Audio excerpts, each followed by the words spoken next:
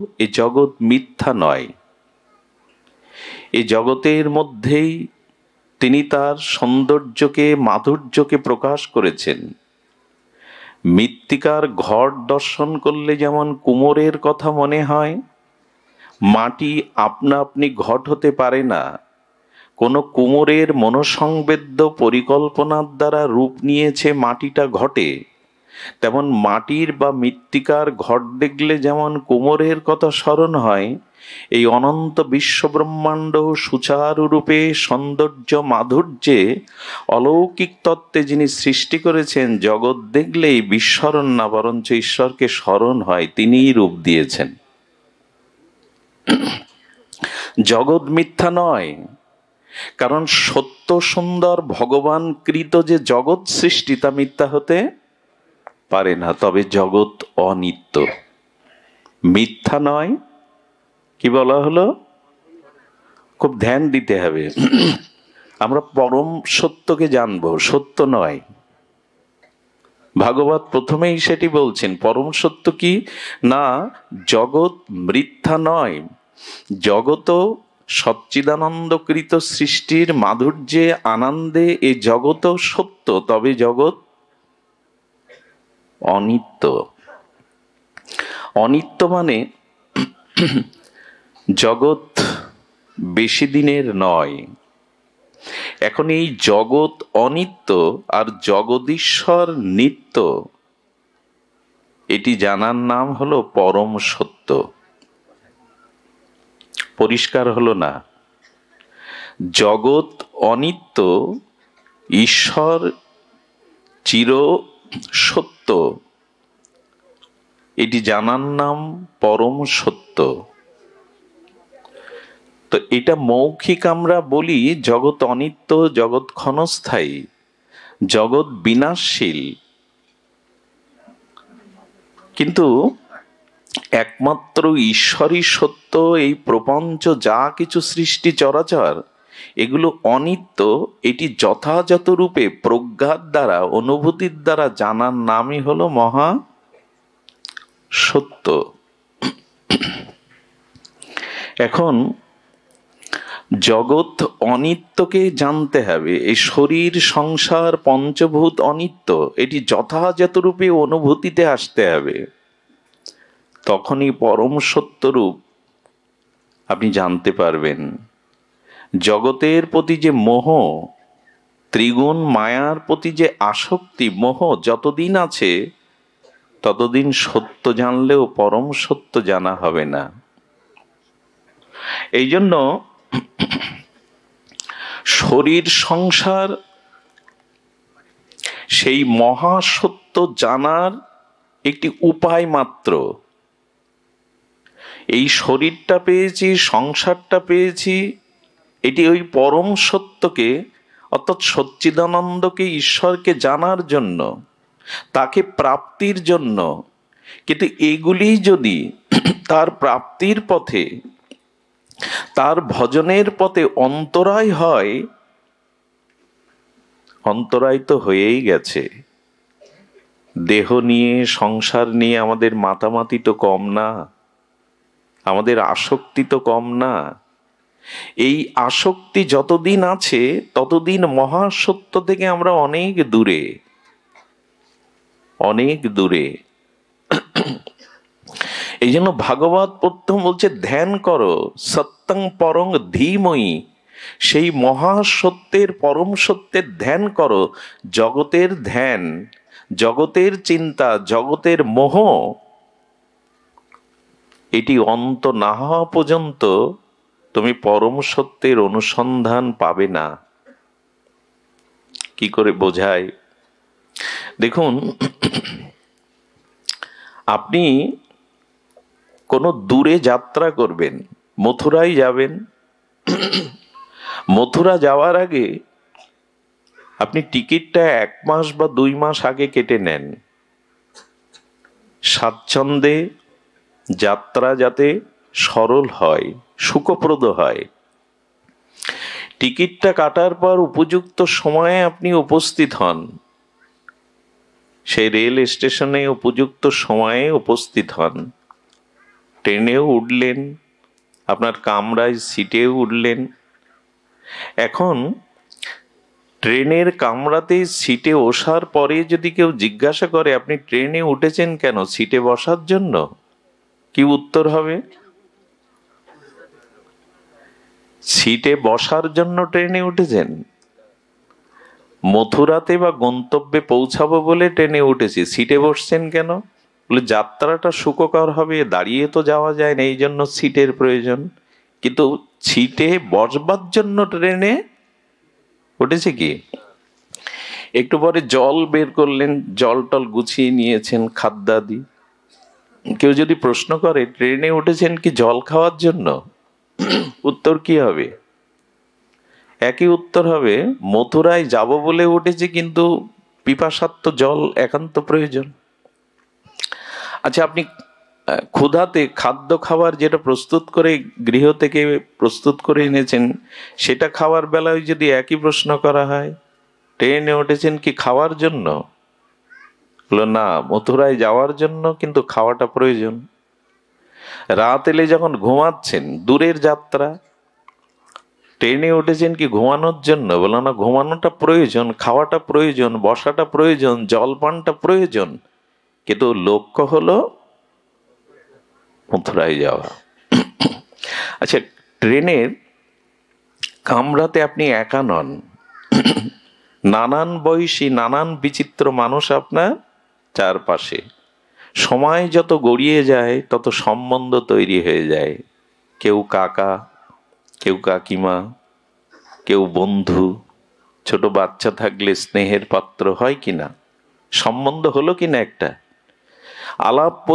আলাপ পরিচয়ের মধ্যে একে অপরের মধ্যে পিতা মাতা ভ্রাতা বন্ধু কাকা সজ্জন পুত্র সম সম্বন্ধ হয়ে যায়। কেউ যদি প্রশ্ন করে এই সম্বন্ধ করার জন্য কি ট্রেনে উঠেছেন, বলো এটা যাত্রাপথে তো হয়েই থাকে, এটা যাত্রাপথে তো হয়েই থাকে। আচ্ছা, মথুরার অগ্রে দুটি বা পাঁচটি স্টেশনের আগে যাকে কাকা বলেছেন, যাকে পিতার মতো সম্মান করেছেন, সে নেমে যাচ্ছে। আপনি কি বলবেন আপনি নামবেন না, আমার সাথে চলুন? একথা বলেন কি কেউ? আপনার স্টেশন এসেছে, গন্তব্য এসেছে, আপনি নামবেন না, আপনার সাথে আমার একটা আন্তরিক সম্বন্ধ হয়ে গেল, তো আপনি নামবেন না। আচ্ছা, বিনিময়ে যদি উনি বলেন বাবা তুমি আমার সাথে নামো, আমি তোমার আন্তরিকতা ভুলতে পারছি না, আপনি নামবেন তো? 2 স্টেশন আগে নামবেন? নামবেন না। আচ্ছা, আপনি ট্রেনের যথাযথ মথুরাতে আসার পরে, আপনার গন্তব্যে পৌঁছানোর পরে ওদের কোনো অনুরোধ বা ওদের মায়ায় আপনি কি থেকে যাবেন না নামবেন আপনার গন্তব্যে? পরম সত্যটা হলো কি জানেন? এই ট্রেনটাকেই সংসার মনে করুন। এখানে আপনি উঠেছেন সেই পরম সত্যের কাছে পৌঁছানোর জন্য, যার কাছ থেকে এসেছিলেন, যার কাছ থেকে এসেছিলেন ওইখানে গন্তব্য। আচ্ছা, নদীর সৃষ্টি কোথা থেকে? নদীর সৃষ্টি কোথা থেকে? সাগর থেকেই তো। তো সাগর থেকেই নদীর সৃষ্টি। এখন লক্ষ্য করবেন, ওই সাগরে বাষ্প হয়ে মেঘমালা হয়ে মেঘটা তো আর সাগরেই পতিত হবে এমন নয়। মেঘটা ভাসতে ভাসতে কোথাও না কোথাও সেই সমুদ্রের জল, নদী জল গিয়ে সমুদ্রে মিশেছে, সমুদ্রের জল বাষ্প হয়ে মেঘ হয়েছে, মেঘ হয়ে ভাসমান মেঘটা অন্য কোনো স্থানে বৃষ্টিপাত করেছে। সেটা হিমালয়ে হতে পারে, হিমালয় থেকে গড়িয়ে খাল বিল হতে পারে, নদ নদী হতে পারে। তারপরে লক্ষ্য কোথায়? নদীতে, আবার লক্ষ্য সমুদ্রে। আমরা এসেছি মানে আমরা অংশ, ভগবান অংশী, আমরা অংশ, ভগবান অংশী। আমরা তার কাছ থেকে এসেছি, গন্তব্য আমাদের সেই পরম সত্যময় সচ্চিদানন্দ পরম ব্রহ্মের কাছে ফিরে যাওয়া। মাঝখানে সংসার রূপ ট্রেনে উঠে পড়েছি, এখানে খেতে হয়, খাও, যাত্রাপথটা তো তোমাকে সুখময় করতে হবে। পিতা, পুত্র, কন্যা, কুটুম্ব, আত্মীয় স্বজন পাতাতে হয়, পাতাও। সম্বন্ধের খাতিরে তাদের প্রতি কর্তব্য করতে হয়, করো। খাও দাও, ঘুমাও, খেলা করো, বিনোদন করো, কিন্তু তোমাকে তোমার স্টেশনে নামতে হবে। এরা তোমার সাথে কেউ যাবে না। এইটি তত্ত্বত অনুভূতির দ্বারা জেনে যাওয়ার নামই হলো পরম সত্য। এটা জানা আপনাদের হতে পারে, অনুভবী জন আপনারা, ভজনশীল জন, আমার জানা হয়নি, আটকে আছি। এভাবে জন্ম মৃত্যু, কত ক্রম, কত কল্প, কত জন্ম, এইভাবে আটকে আছি। ওই যে জলটা সমুদ্র থেকে বাষ্প হয়ে মেঘ হয়ে পড়লো, ওকে আবার সমুদ্রে ফিরে যেতে হবে। না ফিরে যেতে পারলে কিন্তু ওই ড্রেনে কোনো দূষিত জলাশয়ে আটকে কতকাল থাকবে তার ঠিক নেই। আবার বাষ্প হয়ে উঠবে, আবার গড়িয়ে গড়িয়ে হিমালয় পাদদেশ নালা দিয়ে সমুদ্রে তাকে যেতে হবে। আপনাকে আমাকে যেতেই হবে। মাঝগানের এই যাত্রাটা যাতে সুখময় হয়, এজন্য সকলের সাথে সুব্যবহার করুন। ব্যবহারিক দিকটা সংহত রাখুন, সংযত রাখুন, কিন্তু নামতেই হবে, এটা ছাড়তেই হবে। এটা যথাযথ রূপে জেনে যাওয়ার নামই হলো পরম সত্য। এটা জানতে হবে। আমাদের এই যে সাধনার ধন, এই দেহ মন বিচার বিবেক বুদ্ধি, এই জগৎ পেয়েছিলাম, এটা সাধনার উপকরণ হিসাবে মনে পড়ে। অনেক পুরনো দিনে এক মেয়ের বিয়ে, তৎকালীন ঘড়ির খুব দুষ্প্রাপ্যতা ছিল, ঘড়ির একটা মান্যতা ছিল। তো শ্বশুর মশাই সামান্য একটু শিক্ষিত, জামাই আকাট মূর্খ, ধন আছে, পরিজন, সুপাত্র মনে করে বিয়ে তাকে একটা ঘড়ি উপহার দিয়েছে। দেওয়ার পরে শ্বশুর মশাই উপহার স্বরূপ পরিয়ে দিয়ে বলছে, সময়টা কাজে লাগিও, সময়টা কাজে লাগিও। 2 বছর বিবাহোত্তর পরে জামাইয়ের বাড়ি মেয়ের বাড়ি সেই শ্বশুর মশাই গিয়েছেন। যাওয়ার পরে বলছেন, বাবা ঘড়িটা তোমার কাছে আছে তো, ঘড়িটা হাতে পড়ো তো, সময়কে কাজে লাগাও তো। বলে হ্যাঁ, সময় কাজে লাগায়।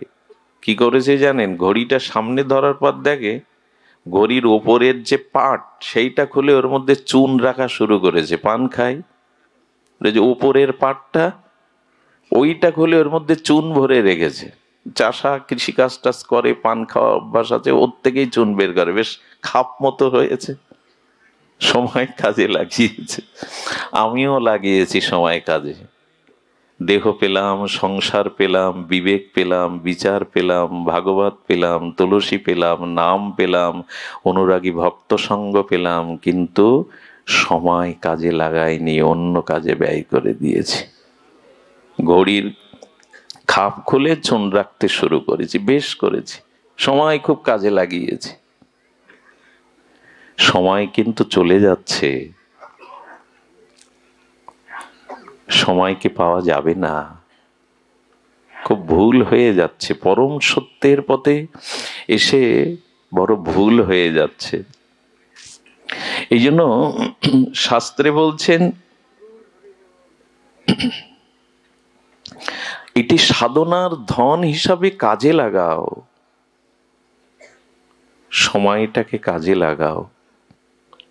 এই জন্য মহাসত্যকে জানতে গেলে দেখুন, সংসারের স্বরূপকে আমরা এখনো বুঝতে পারিনি। সংসারের স্বরূপকে, এই প্রহলিকা মায়ার মোহ, যে দুর্দার্য মায়া, দুর্লঙ্ঘনীয় মায়া, একে ঠিক বুঝতে পারিনি।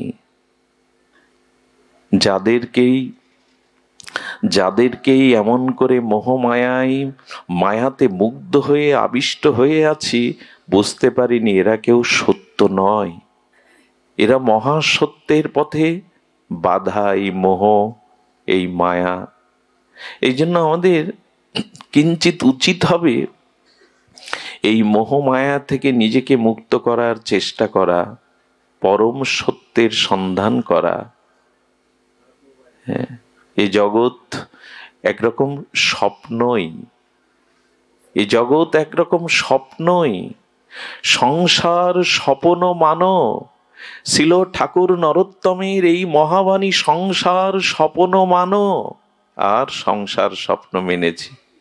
মনে পড়ে এক ভদ্রলোকের সকালবেলা উঠে শুনলেন পুত্র মারা গেছে।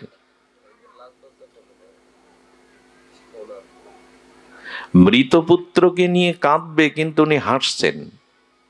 স্ত্রী ভাবল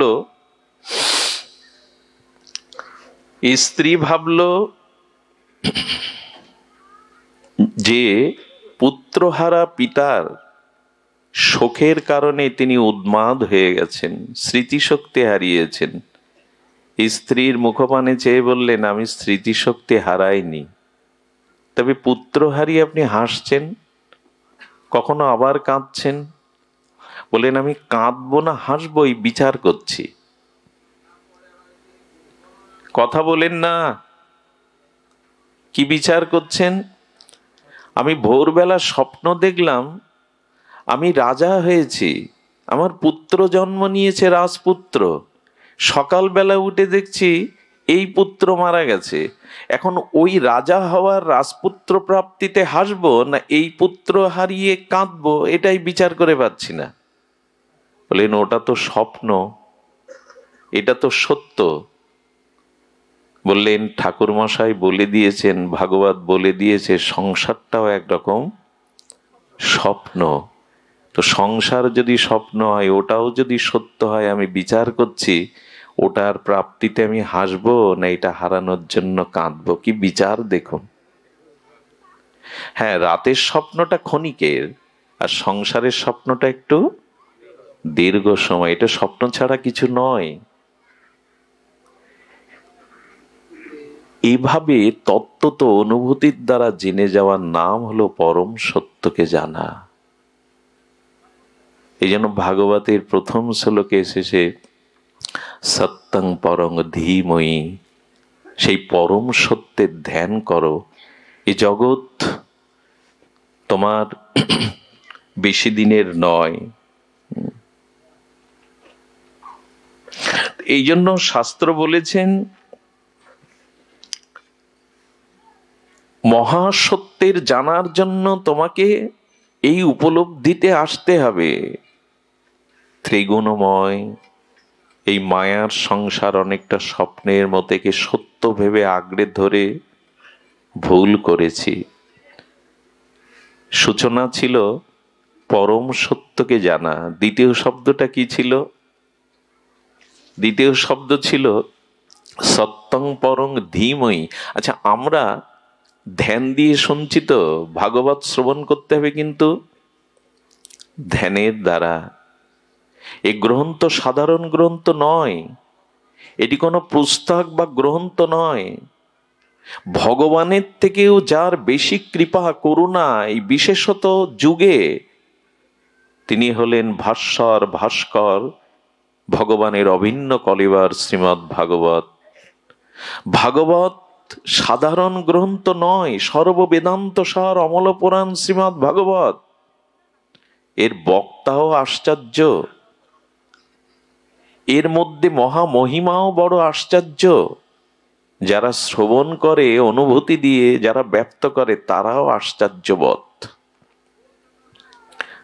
আচ্ছা, আমাদের রাজর্ষি জনকের স্ত্রীর নাম ময়না। কি নাম? ময়না। তো ময়না রাজর্ষি জনকের কাছে একদিন প্রশ্ন করছে, আপনি বলতে পারেন বর্তমান কালে এই বিশ্ব ব্রহ্মাণ্ডের মধ্যে শ্রেষ্ঠ সাধুকে? রাজর্ষি জনক বিচার করে বললেন, আমার দৃষ্টিতে সকলেই সাধু, কিন্তু সর্বাগ্যে দুইজন। একজন হলেন দেবশ্রীপাদ নারদ, আর একজন হলেন পরমহংস শিরোমণি কুলতিলক সুখদেব গোস্বামী। বলেন, দুইজন হয়ে গেল তো, আমি একজনকেই বেছে নিতে চাইছি। বলে, তাহলে তুমি পরীক্ষার দ্বারা বেছে নাও, আমি দুজনকে আহ্বান করছি। প্রথমে নারদ এলেন, ছোট একটা আসন, সেই ছোট আসনে নারদকে পাদর্ঘ্য দিয়ে পাদপ্রক্ষালন করে আসনে বসিয়েছেন। বসানোর পরে কিছুক্ষণ পরে সুখদেব গোস্বামী এসেছেন। ওই যে পরমহংস, এই জগতের মায়া যাকে স্পর্শ করতে পারেনি, তো পরমহংস ছিল সুখদেব গোস্বামী, এসে আবেশেই বসেছেন। কে পাশে বসে এসে খেয়াল করেননি। দুজনকে আরতি প্রদর্শন করালেন ময়না। আরতি প্রদর্শন করিয়ে প্রণাম করতে গিয়ে ওই দুজনের মাঝখানে অল্প একটু জায়গায় ময়না বসে গেলেন। এখন যেই বসেছে, নারদ উসখুস করছে, পেছাচ্ছে, মানে মাতৃ স্পর্শ পাচ্ছে, তো পেছাচ্ছে, পেছনে যাচ্ছে, এই করতে করতে উনি পড়েই গেছেন। সুখদেব গোস্বামী নির্বিকার, নীরব। রাজর্ষি জনক বললেন, বিচার হয়ে গেছে? বলে, হ্যাঁ রাজর্ষিপাদ, বিচার হয়ে গেছে। কারণ নারদের এই বোধ আছে কে নারী এবং কে পুরুষ। এই জন্য আমি আসনে বসায় উস্কুট করতে করতে উনি স্থান থেকে পড়েই গেলেন। কিন্তু সুখদেব গোস্বামীর এই চিন্তা ভেদ নাই কে নারী কে পুরুষ, উনি সর্বত আত্মদর্শন করেন। কে নারী কে পুরুষ এই ভেদ নাই, উনি সর্বত আত্মাকে দর্শন করেন, পরমাত্মাকে। এই জন্য আমার দৃষ্টিকোণে ভাগবতের বক্তা হলেই পরমহংস শ্রী সুখদেব। এটা সাধারণ গ্রন্থ নয়, কে বলছেন দেখুন। এই জন্য ভাগবত শুনতে হবে সাবহিত হয়ে। মহাপ্রভু শুনতেন সাবহিত হয়ে, খুব সতর্ক হয়ে। কারণ ভাগবত উপলব্ধি আনতে, আমি গতদিন বলেছিলাম, গুরু দ্রোণাচার্য কৌরব পাণ্ডবদের একত্রিত করেছেন। কার কেমন মেধা, মুখস্থ শক্তি, আমি একটা পরীক্ষা নিতে চাই। একটা শব্দ উচ্চারণ করে বললেন, তোমরা ওটা বলো, সত্যং বদ, সত্যং বদ। সবাই, আচ্ছা এটা মুখস্থ করতে আপনার যে সময় লাগে, সত্যং বদ, আপনারা বলতে পারবেন এই মুহূর্তে? সবাই বলল, একজন বলতে পারলো না। গুরু দ্রোণাচার্য বললেন, তোমার বলা উচিত ছিল, পারা উচিত ছিল, বলে একটু সময় দিন। 3 দিন ধরে জিজ্ঞাসা করে যাচ্ছেন, তোমার মুখস্থ হয়েছে? বলল না। 3 দিন বাদে প্রণাম করে এসে বললেন, হে আচার্য, এবার আমার ওটা মুখস্থ হয়েছে। কি বলেছিলাম? সত্যং বদ। 3 দিন কেন লাগলো? প্রথম যেদিন বললেন সত্যং বদ, মানে সত্য বলো, আমি বিচার করে দেখলাম আমার জীবনে তো সব সত্য বলি না, মুখে বলবো কি করে, বুলি আওড়াবো কি করে। তাই 3 দিন ধরে অন্তর্মনা হয়ে জীবনে সিদ্ধান্ত নিয়েছি, আর কখনো মিথ্যা বলবো না। সেই সিদ্ধান্তের আলোকে আজ এসে বলেছি। এই ব্যক্তিটা কে জানেন? ইনি হলেন ধর্মরাজ যুধিষ্ঠির। 3 দিন আগে বলতে পারতেন না? সত্যংবাদ আপনারা বলতে পারতেন না? জীবনে সিদ্ধান্ত নিলেন, সত্য ছাড়া মিথ্যার আশ্রয় নেব না। অনুভূতিটা হলো এই। জন্য ভাগবত যিনি বলবেন, যার মুখে ভাগবত শুনলে আমাদের পরম সত্যের উপলব্ধি হবে, পরম ধর্মের উপলব্ধি হবে, সেটি এই পরমহংস গণের মুখেই। সত্যং বদ, এই শব্দটা উনি 3 দিন এবং জীবনে সেটা প্রতিপালনও করেছিলেন, জীবনের অন্ত সময় পর্যন্ত প্রতিপালন করেছিলেন ধর্মরাজ যুধিষ্ঠির। এই জন্য আমাদের ভাগবতটাকে অনুভূতিতে আনতে হবে। ভাগবত বক্তা, ভাগবত শ্রোতা এরা সাধারণ না। সদ্য হৃদয় অবরুদ্ধ অতি শুশ্রবি তৎক্ষণাৎ। ভাগবতের মহিমা এটা ব্যক্ত করা সম্ভব। কি বলছেন?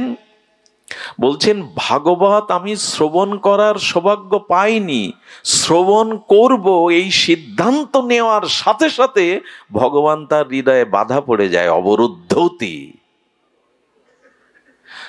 এই গ্রন্থ সাধারণ নয়, এটি কোনো গ্রন্থ কলেবর নয়।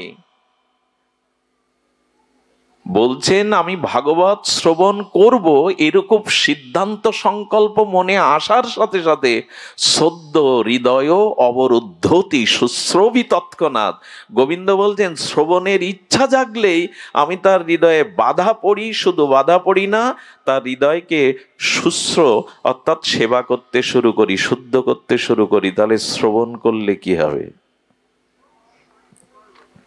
এই জন্য ভাগবতের বক্তা, ভাগবতের শ্রোতা সাধারণ নয়। এভাবে সাধারণ অন্যান্য ধর্ম অনুষ্ঠানের মতো, আলোচনার মতো মনে করা ঠিক নয়। ভাগবত পরম সত্যকে জানিয়ে দেয়, পরম সত্যের সন্ধান দিয়ে দেয়। আর কি দেয়? সত্যং পরং ধীমহি জানলাম।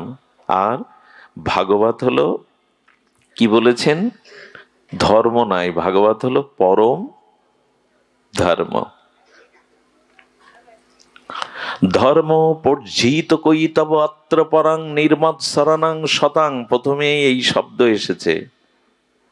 ছিল সুখদেব গোস্বামী বলছেন ধর্ম পর্জিত কৈতব অত্র পরং, পরম ধর্ম নির্মৎ শরণাং শতাং। ভাগবতের দ্বিতীয় শ্লোকে এসেছে এই মহা শব্দাবলী, এই মহা অনুভূতির তরঙ্গ রাশি, উচ্চ ভাগবত জ্ঞান, ভাগবত ভক্তির পরম উৎস রাশি তরঙ্গায়িত হয়েছে এই শব্দের দ্বারা। আচ্ছা, ধর্ম আর পরম ধর্ম কাকে বলে? প্রথমে তো ধর্মটা বুঝি। ধর্ম কাকে বলে খুব মন দিয়ে শুনতে হবে, আমরা একটা নূতন অনুসন্ধান পেয়ে যেতে পারি ভাগবত কৃপায়। ধর্ম তাকেই বলে, দেখুন এই পরিসরে একটু কথা বলে রাখি, শুধু পাণ্ডিত্যের দ্বারা, শ্লোক আবৃত্তির দ্বারা কিন্তু ভাগবত প্রসিদ্ধ হবে না।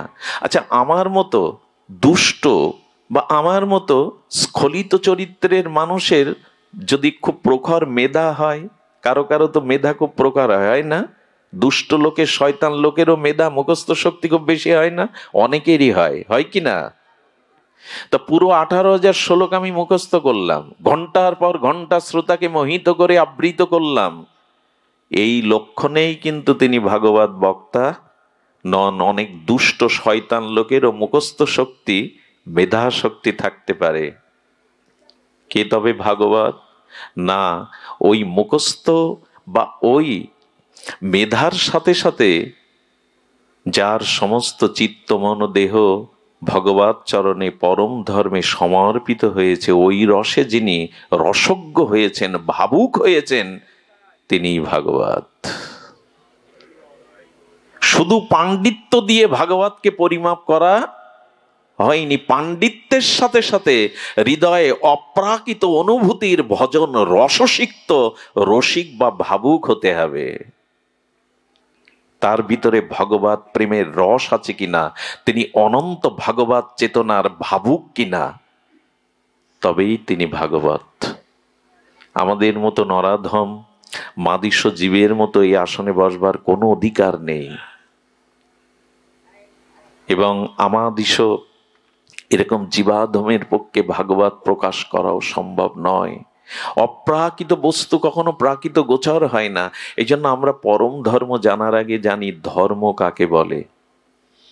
এটা খুব অদ্ভুত কথা এসেছে।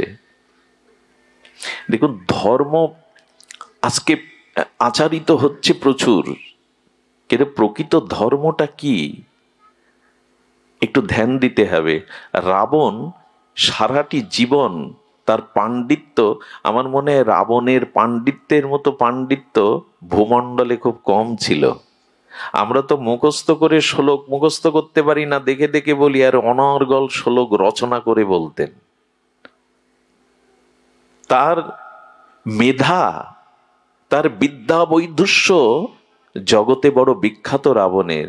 রাবণ কৈলাসে গিয়ে কৈলাস উঁচু করে ধরতেন। পার্বতীকে শিব ঠাকুর মাঝে মাঝে বললেন, ভূমিকম্প হচ্ছে নাকি? পার্বতী বললেন, কৈলাসে তো প্রভু আপনি আছেন, ভূমিকম্প হওয়ার কথা না, আপনার এক শিষ্য এসেছে। তো শিষ্য এসে কৈলাস নাড়া দিচ্ছে কেন? বলি, এটাই ওর প্রণামের ধরন। ও লাইনে দাঁড়িয়ে দেবতা ঋষিদের সাথে আপনার কি প্রণাম করবে? ও টোটাল সমগ্র কৈলাসটা তুলে হাতে নাড়াচ্ছে। শিব ঠাকুর গিয়ে বললেন, রাবণ তোমার আর আসার দরকার নেই, আমি লঙ্কায় যাব প্রতিদিন পূজা নিতে। রাবণ এমন পূজা করতো, মাঝে মাঝে ফুল না থাকলে মাথা কেটে দিত, 10টা মাথা তো 5টা কেটে দিয়ে দিত। সারাটা জীবন এভাবে ভগবান শঙ্করের উপাসনা করেছেন। আর রাম ভগবান রঘুপতি একদিন মাত্র রামকে, এই ভগবান শঙ্করকে অভিষেক করেছিলেন রামেশ্বরে। কদিন করেছিলেন? একদিন। উপাসনা কদিন করলো? আর রাবণ সারা জীবন। যুদ্ধে কে জয়ী হলো? একদিনের পূজাতেই ভগবান শঙ্কর, ওনারও তো উপাস্য ভগবান শঙ্কর রাবণের। শঙ্কর তাকে বিজয় এনে দিতে পারেনি। সংকেত কি দিল জানেন?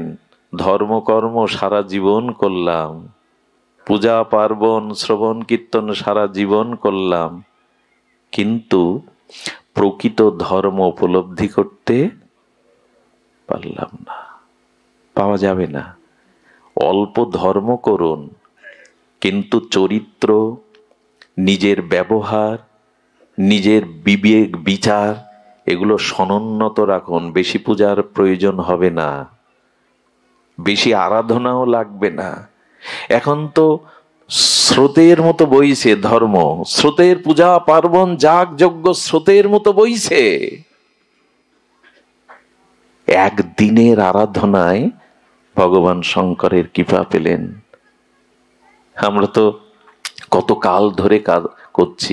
আচ্ছা, একটি পিতার 2টি সন্তান, একটি সন্তান পিতাকে খাটে রাখে, পালঙ্কে রাখে, আর কত সেবার ব্যবস্থা, সুখের ব্যবস্থা, যা চাই দিয়ে দেয়, কিন্তু পিতার আদেশ মেনে চলে না।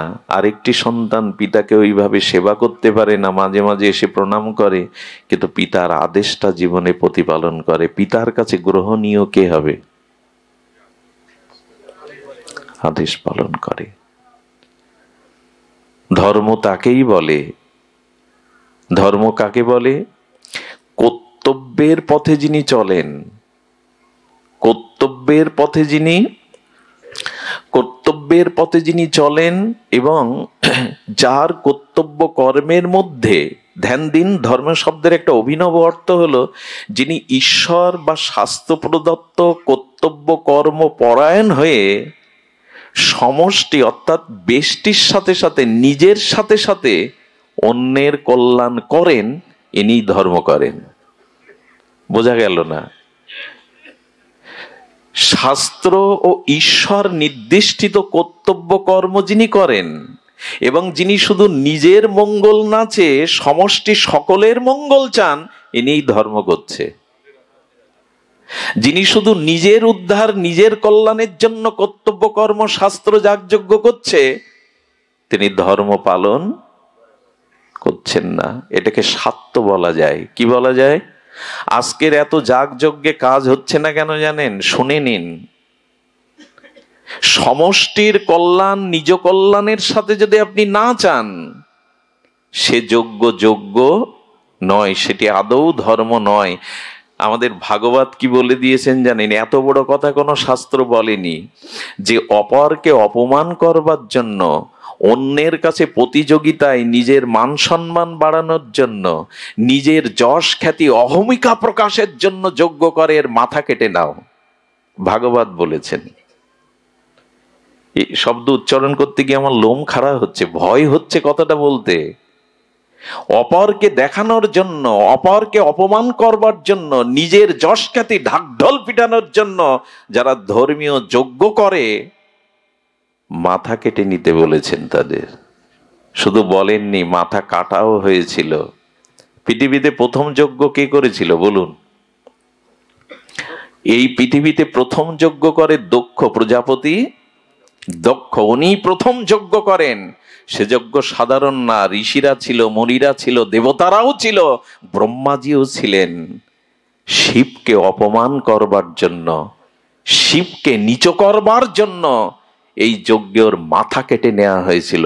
ভাগবত কি শিক্ষা দিচ্ছে দেখুন, যজ্ঞ অপরকে দেখানোর জন্য না, যশ খ্যাতি ঢাকঢোল পিটানোর জন্য না, অন্যকে অপমানিত করে নিজের মানকে প্রকাশের জন্য ধর্ম এবং যজ্ঞ নয়। যজ্ঞ হতে হবে ব্যষ্টির সাথে সমষ্টির কল্যাণ, তাকেই বলে যজ্ঞ, তাকেই বলে ধর্ম। মাথা কেটে নিল, কি মাথা বসিয়ে দিল? ছাগলের মাথা। তাদের স্মৃতি মনুষ্য স্তর স্মৃতি নয়, ছাগলের মাথা বসিয়ে দিল। এখন হয় কি, ওখানে 70,000 টাকা প্যান্ডেল, আমি 1 লাখ টাকার করে দেখাবো। ওরা সঞ্জয় বাবুকে এনেছে 70,000 টাকা দিয়ে, আমি অনিল বাবুকে আনবো। প্রতিযোগিতার নাম যজ্ঞ, অপরকে দেখানোর নাম যজ্ঞ আদৌ নয়। বুঝতে ভুল হয়েছে। ধর্ম তাকেই বলে, যজ্ঞ তাকেই বলে ব্যষ্টির সাথে সমষ্টির কল্যাণ যখন আপনার দ্বারা হবে, নিরভিমানে নিরহংকারে নিজের কর্তৃত্ব ত্যাগ করে, তারই নাম ধর্ম। ধর্মের সংজ্ঞা আমাদের জানতে হবে। ধর্ম ধর্ম কি করে? তাপত্রয় নষ্ট করে। ধর্ম কি করে? তাপত্রয় নষ্ট করে। ধর্মের যথাযথ আশ্রয় নিন, নিজের সাথে অপরের কল্যাণ কামনা করুন, তাহলে কি হবে জানেন? তাহলে তাপ আছে, কিন্তু তাপ, একটা দৃষ্টান্ত দেই। একটা জ্বলন্ত উনানের উপরে দুধের হাঁড়ি দিয়েছেন, ধ্যান দিয়ে শুনুন। আমি তো পৌঁছাতেই বিলম্ব করেছি, ক্ষমা চেয়ে নেই, দ্রুত বলতে হচ্ছে। হাঁড়িতে, জ্বলন্ত উনানে হাঁড়িতে দুধ দিয়ে দিলেন, দুধটা উদ্বর্তনশীল হয়ে পড়ে যাচ্ছে, দুধটা পড়ে যাচ্ছে। আপনি কি করেছেন? দুধটা বাঁচানোর জন্য দৌড়ে গিয়ে তপ্ত সেই গরম হাঁড়ি ধরলেন। হাঁড়ি কি আর থাকে? হাতও পড়লো, হাঁড়িও উল্টালো, দুধও শেষ। হয়তো প্রায় এরকম।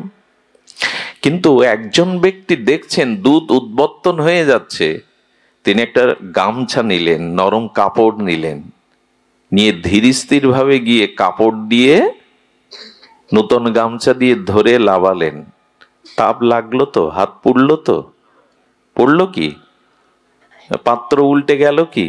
দুধ নষ্ট হলো কি? এরই নাম ধর্ম। এরই নাম ধর্ম। মানে সংসারে দৈহিক, মানসিক, আধ্যাত্মিক তাপ আছে, যন্ত্রণা আছে, কিন্তু যা ধারণ করলে ওই তাপকে ধরলেও তুমি আর পুড়বে না। তাপ আছে অথচ তাপ লাগবে না, জ্ঞান হারাবে না, অমৃতরূপ জ্ঞান হারাবে না, পাত্রও সুরক্ষিত থাকবে, তারই নাম ধর্ম। সংসারে তাপ যাবে, জ্বালা যন্ত্রণা রোগ শোক যাবে, তুলে দিতে পারবেন? সংসারে মৃত্যু থাকবে না, অশান্তি থাকবে না, জ্বালা থাকবে না, এমন হয়েছে কখনো? ধর্মকে ধরা মানে তাপ থেকে মুক্ত হওয়া। এই জন্য এখন যারা, আপনারা কত দূর থেকে এসেছেন, এখন সাংসারিক, মানসিক, শারীরিক তাপ আপনাদের আর দগ্ধীভূত পোড়াতে পাচ্ছে কি? আছে কোনো সংসার জ্বালা এখানে অনুভূত হচ্ছে? যদি মন দিয়ে শোনা যায়, বিশ্বাস দিয়ে শোনা যায়। দেখুন, শুধু বাইরের বিকাশ, বাইরের উন্নতি করেন না। শুধু বাইরের বিকাশ, বাইরের উন্নতি করলে রাবণের লঙ্কার বিকাশ হয়ে যাবে, অযোধ্যার বিকাশ হবে না। লঙ্কাও সোনার লঙ্কা, সোনা দিয়ে গড়া, কিন্তু বাতি জ্বালাবার আর কেউ থাকবে না। তাই শুধু বাইরের বিকাশ, বাইরের উন্নতি করবেন না। ওই যে কালকে কি বলছিলাম, শঙ্কর, মানুষ এসে বসে কোথায়? ড্রয়িং রুম না কি বলে, গেস্ট হাউস, আমি তো আবার এসব জানি না। তো ধরেন আপনার বাড়ির ভেতরের ঘরের, বাইরের ঘরে অতিথি যারা এসে ওখানে অবস্থান করে, যাদের বসতে বলেন, ওটা পরিপাটি রূপে শিল্পমণ্ডিত করে, সংস্কার করে, আধুনিকতার ছোঁয়া দিয়ে সাজানো, পরিপাটি করা, কিন্তু ঘরের মধ্যে আবর্জনা, দুর্গন্ধ। এরকম বিকাশ চাইবেন না। ঘর বাড়ি ফিটফাট, পোশাক আশাক ফিটফাট, এখন মঞ্চ টঞ্চ আলোয় ভরা, ভেতরের বিকাশ হয়নি, বিবেকের বিচার, এগুলো বিকাশ হয়নি। এটা হবে লঙ্কার বিকাশের মতো, অযোধ্যার বিকাশ নাই। ধর্মের মূল জিনিসটা হলো ত্যাগ। সেই ত্যাগই যদি না থাকে, আপনি ধর্ম করেন না। ওই রাবণের মতো সারা জীবন পূজা করে কাপালে কি হবে? তুলে পরাজিত হয়ে যাবেন, টিকতে পারবেন না। রামের মতো একদিন পূজা করুন, যথাযথ রূপে করুন, সৃষ্টির জগতের মঙ্গলের জন্য স্বার্থশূন্য হয়ে করুন। তাহলে দেখবেন ধর্ম যথাযথ রূপ নিয়েছে, যথাযথ রূপ নিয়েছে। আরেকজনের যজ্ঞ নষ্ট হয়েছিল, মনে আছে? আমরা যা করছি এখন, তা যদি চোখে আঙুল দিয়ে একটু দেখানো যায় কেন কল্যাণ হচ্ছে না, তার কারণ দেখুন। নিকম্ভিলা যজ্ঞ কে করেছিল? মেঘনাদ, রাবণ পুত্র। এসব তো এখন আর পড়ি না, রামায়ণটন তুলে রাখা নেই ঘরে, আর ওটা তো আর লাল কাপড়ের মধ্যে থেকেও বের করে না। রামানন্দ সাগর আমাদের খুব উপকার করেছেন রামায়ণ সিরিয়ালটা করে, কিছুটা অন্তত মানুষ জানতে পেরেছে।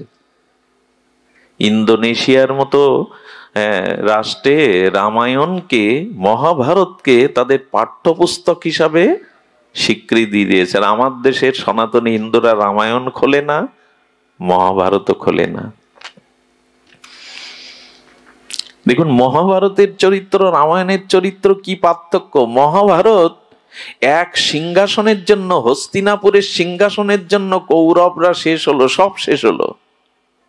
এক সিংহাসন নিয়ে যতুগৃহ রচনা, বিষ খাইয়ে মারতে যাওয়া, দ্রৌপদীর বস্ত্রহরণ, বনবাস, কুরুক্ষেত্রের যুদ্ধে রক্তের গঙ্গা বয়ে যাওয়া, বিধবার অশ্রু, এমনি করে সব শেষ।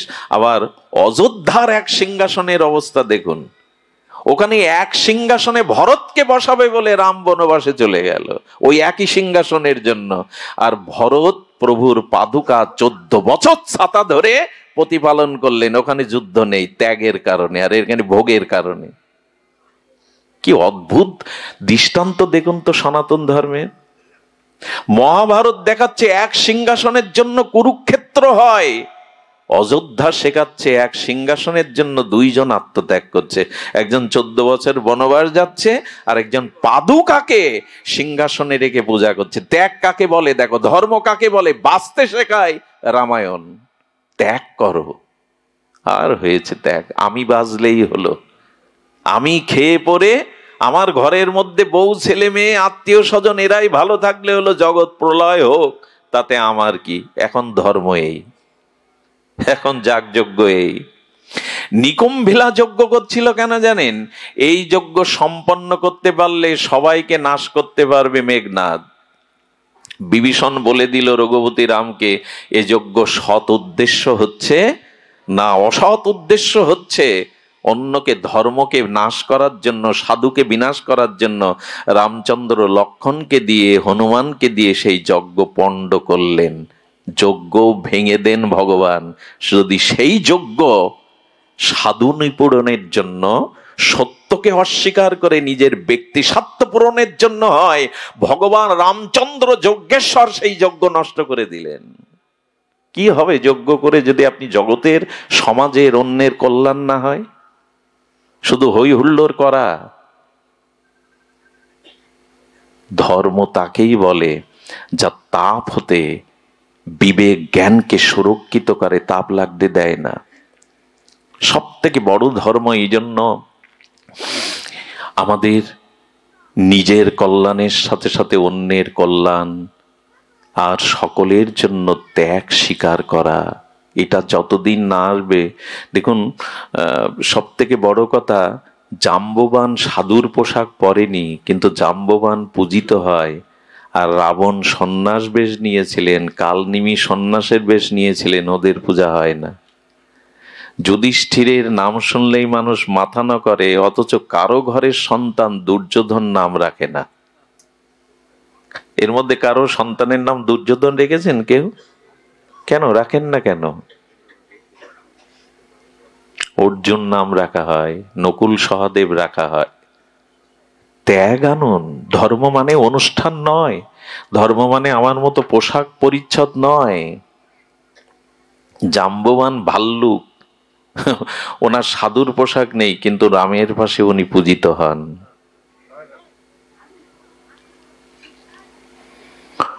এই জন্য বাইরের আবরণ থাকতে হবে, কিন্তু ত্যাগ থাকতে হবে। আমাদের ভিতরে অপরের কল্যাণ চিন্তা থাকতে হবে। দুটো যজ্ঞ নষ্ট হলো, আর দুটো যজ্ঞ পূর্ণ হলো। এক বিশ্বামিত্রের যজ্ঞ, রাম লক্ষ্মণকে এনে উনি যজ্ঞ করেছিলেন। কেন জানেন? এই যজ্ঞে রাবণের সমস্ত অনুচরগণ এসে ঋষিদের মেরে যজ্ঞ নষ্ট করে দিত। যজ্ঞ করলে জগতের হিত হবে, ফসল হবে, বৃষ্টি হবে, প্রতিকূলতা আসবে না। যজ্ঞ করলে সেই ধূমের দ্বারা দেবতা সন্তুষ্ট হবে, তাতে প্রকৃতির ভারসাম্য থাকবে। আজকে পৃথিবী চিৎকার করছে প্রকৃতির ভারসাম্যতা নেই, শীত চলে যাচ্ছে, ঋতুচক্রের আমূল পরিবর্তন এসেছে, মানুষ নূতন রোগ ভাইরাসে আক্রান্ত হচ্ছে। একটা কারণে মানুষ নিজের স্বার্থের জন্য সব কিছু নষ্ট করে ফেলছে ভোগের জন্য। এটাতেই সতর্কতা করার জন্য বিশ্বামিত্র বলেছিলেন যজ্ঞ যথাযথ রূপে হলে পৃথিবীতে শান্তি প্রতিষ্ঠা হবে। আজকে গাছ বাঁচাও, এই কথাটা কারা বলেছে? আজকে সরকার লিখছে যে বৃক্ষ নিধন করো না, অথচ সনাতন ধর্ম বৃক্ষকে কোটি কোটি বছর আগে পূজার আসনে বসিয়েছে, সিঁদুর দিয়ে জল ঢেলে তাকে দেবতার পূজার আসনে বসিয়েছে। কারা কারা শিখিয়েছে এটা? সনাতন ধর্মকে আমরা উপলব্ধি করতে পারিনি, এটা কত বিশ্বজনীন ধর্ম। সারা পৃথিবীতে দেখবেন কোনো অনুষ্ঠান হলে তাদের মতো ক্রিয়ায় তারা তাদের মঙ্গল কামনা করে। সনাতন ধর্মের ক্ষুদ্র থেকে বৃহৎ অনুষ্ঠানে মঙ্গল কামনা হয় বিশ্ববাসীর। সর্বে ভবন্তু সুখিনঃ, সর্বে সন্তু নিরাময়া, সর্বে ভদ্র। এত উদার বাণী এই ধর্মের। পৃথিবীর সকলেই সুখী হোক, সকলেই মঙ্গল লাভ করুক, কেউ যেন দুঃখ না পায়। সেই উদার, সেই জগৎ কল্যাণের ধর্মকে আজকে জল দূষণের জন্য বলা হচ্ছে, কিন্তু আমরা জলকে পূজা করি, বৃক্ষকে পূজা করি, হোমের দ্বারা ঘৃতর দ্বারা বায়ুকে বিশুদ্ধ করি, বিল্লপত্র, হ্যাঁ, জটডুমুর, ঘৃত, ধুনা দিয়ে আমরা বাতাসকে পবিত্র করি। বাতাসের পূজা আজকে দরকার, দূষিত হয়ে যাচ্ছে প্রকৃতি। এই জন্য বলছেন দেখুন, ক্রিয়ার বিপরীতে একটা প্রতিক্রিয়া, বিপরীতে প্রতিক্রিয়া আসবে। এই জন্য সনাতন এত বৈদিক 700 আদর্শ থাকতেও অভিশাপ লাগে কখন জানেন? এই ধর্মের প্রকৃত চর্চা না হওয়ায়, গবেষণা না হওয়ায়, ধর্মের মৌলিক তত্ত্বটা না জানায়। এই ধর্ম থেকে মানুষ এখন অন্য ধর্মেও চলে যাচ্ছে। এর থেকে বড় কলঙ্কের আর কি আছে, ব্যর্থতার কি আছে? শুধুমাত্র অনুশীলনের অভাব, শুধুমাত্র এই ধর্মটাকে যথাযথ রূপে উপলব্ধির অভাব। এই জন্য ভাগবত প্রয়োজন। ধর্ম আমরা জানলাম, ধর্ম মানে ব্যষ্টির সাথে সমষ্টির কল্যাণ। ধর্ম মানে শাস্ত্র নির্দিষ্টিত কর্তব্য কর্ম পরায়ণ হয়ে সকলের কল্যাণের নিমিত্তে কর্ম করা। আসুন আমরা এই যজ্ঞ শুরু করি। আর একজন যজ্ঞ করেছিলেন দশরথ, তার উদ্দেশ্য ছিল ভগবানকে পুত্র রূপে পাওয়া, সুসন্তানের জন্য যজ্ঞ। আমার মনে হয় দশরথের মতো সনাতন হিন্দুর ঘরে এখন সুপুত্র পাওয়ার জন্য যজ্ঞ করা উচিত, তপস্যা করা উচিত। ভালো পুত্র চায়। এই সনাতন ধর্মের উত্তরাধিকার ভাবে সুসন্তান চায়। দশরথ যজ্ঞের দ্বারাই রাম ভগবানকে এই 4 রূপে পরম ব্রহ্মকে তিনি পেয়েছিলেন। শুধু ভক্তমণ্ডলী, এই জন্য আমরা ধর্মের সংজ্ঞাটি সামান্য জানলাম, যে ধর্ম ব্যষ্টির সাথে সমষ্টির কল্যাণ, ধর্ম কর্তব্য পরায়ণতাই হলো ধর্ম। আমি এই জন্য আপনাদের কাছে আবারও অনুরোধ করব, যেটুকু ধর্ম আচরণ, যাগ যজ্ঞ, যে পূজা পার্বণ যেটুকু করবেন, তার অর্থ জেনে, তার সরলত্ব জেনে, তার মর্মার্থ জেনে, যাতে জগৎজীবের কল্যাণ চিন্তায় সেটা সমর্পিত হয়, এটাই ধর্ম, যাকে ধারণ করলে আর তাপ আর বিনাশ আসবে না। সেইভাবেই যেন আমরা ধর্ম প্রতিপালন করি।